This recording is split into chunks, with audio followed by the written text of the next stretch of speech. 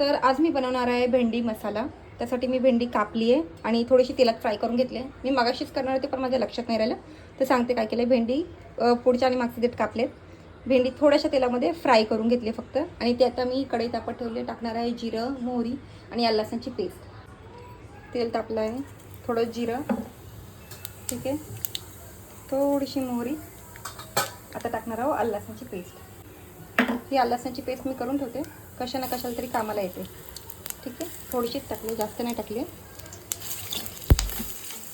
आणि इथे टाकणार आहोत आपण आता खूप सारा चिरलेला कांदा.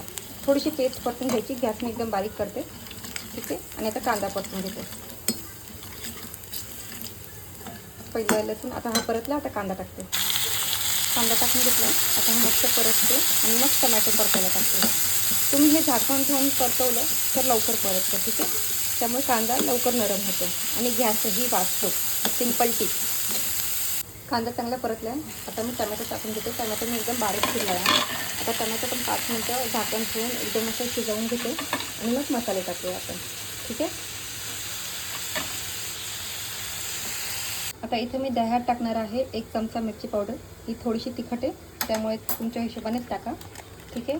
थोडीशी धना पावडर, हां एवढी.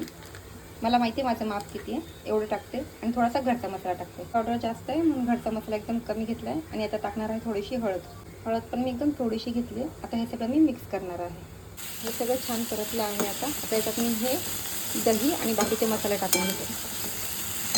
दही, आता मी हे दही टाकून घेतलं आहे, मसाला टाकून घेतला आहे. आणि त्याला ना परतायचे थोडा वेळ, ठीक आहे. त्याचं तेल सुटलं पाहिजे नाही भाजीचं.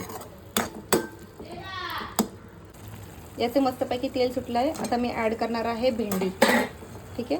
आता भेंडीला मस्तपैकी असं थोडंसं परतून घ्यायचं. तुमच्या हिशोबाने तुम्हाला वाटलं असं दही थोडंसं तुम्ही नंतर ॲड करू शकता, आणि नाही वाटलं तर तसंच मग हे करू शकता. आता झाकण ठेवून ही भेंडी शिजवून घ्या. आता शेवटचं तुम्ही टाकणार आहेत मीठ, ठीक आहे. मी मीठ पहिलं नाही टाकलं, कारण का ना वरतून मीठ टाकलं की स्वाद चांगला येतो, ठीक आहे. आता मस्तपैकी हलवून घ्यायचं आणि गॅस बंद करायचा.